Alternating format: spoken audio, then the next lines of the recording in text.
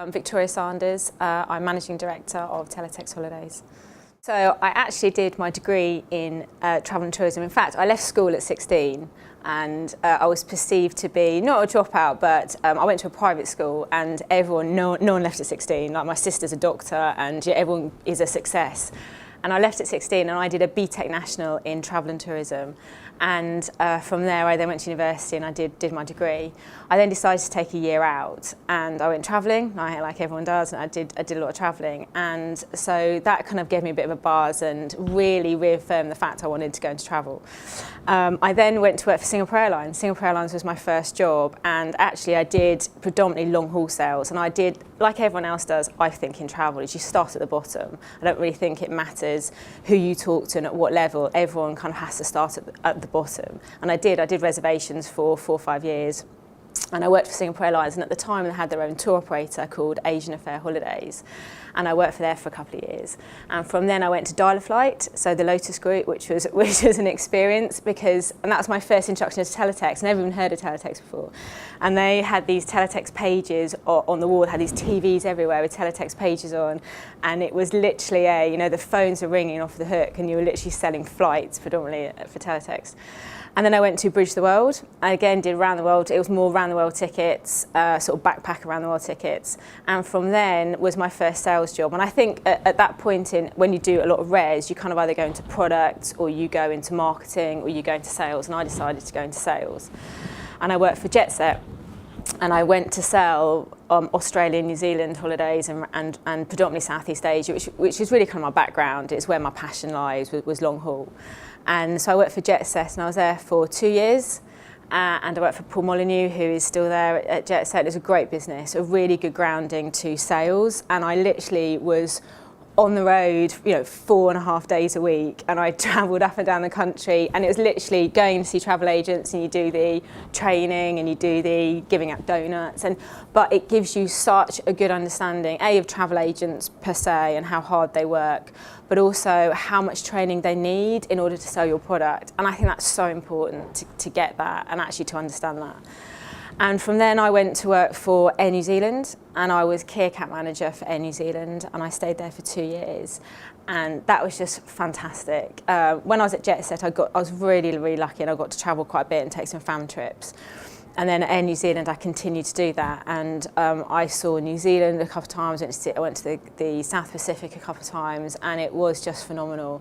And from there, I learned a great deal about aviation and the airline industry, and about load factors and about yield management. And it was a great company to work for. The frustrations of working for a company that's based overseas, and you're very much an outpost. So, a really good grounding to that and an understanding.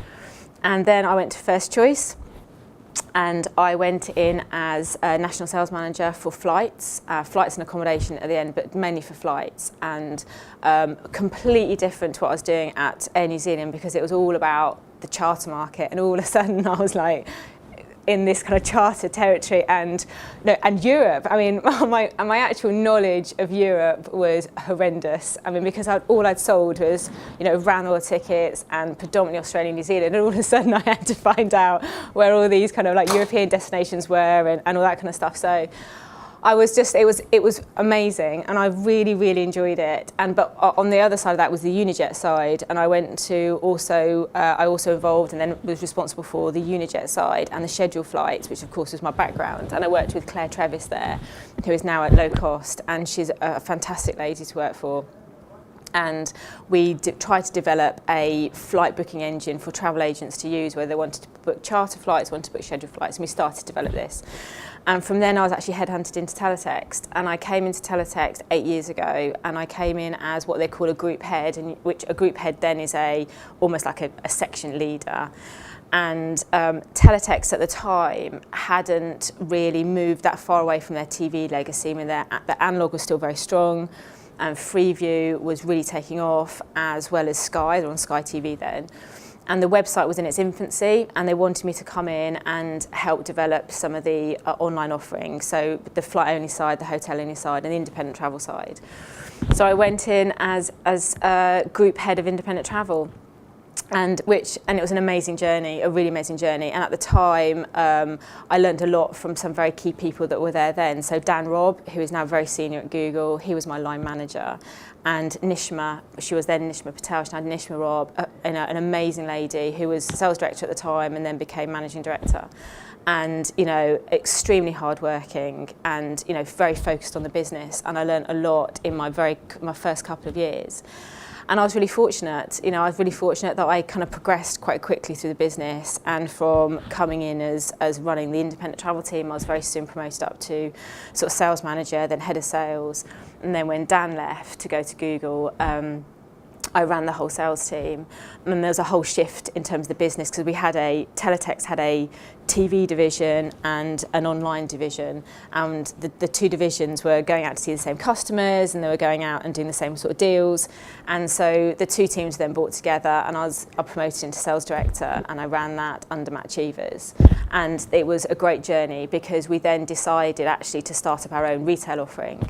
And I then went to run the retail offering for that. So moving from, you know, kind of very much sales director for the media side to then running a retail operation was probably the biggest learning curve I've ever had, and was an amazing journey in terms of learning more about the Teletext agent side and effectively how well our advertising did. So you soon learned actually how good our advertising was or what we needed to change. And then when Matt left as MD and I was promoted to MD, which is now 3 years ago, was just fantastic. And to look back now and see the change in Teletext from, you know, 8 years ago to current day has been absolutely incredible. You know, from a very strong, you know, analog legacy with pixelated coconuts and, you know, palm trees on the TV to now we have purely just a digital platform, and the business now is purely digital marketing. And it's been an incredible journey, and, you know, I'm really proud to have been part of the management team and been someone who's been able to lead this. Now the business, we were owned by Daily Mail Group, and in January this year we had an investor come in, and we've bought 51% of the business away from the Daily Mail Group. So we're now 51% owned by the management team, so predominantly by Chris Lecture, who's our chairman, and a few of the management team, myself included, are shareholders within the business. So now to actually be not only leading the business along with Chris, but actually to be, you know, part of the future of the business and to shape it and be a shareholder it's just incredible. And, you know, and I'm very excited about the next few years for Teletext as well.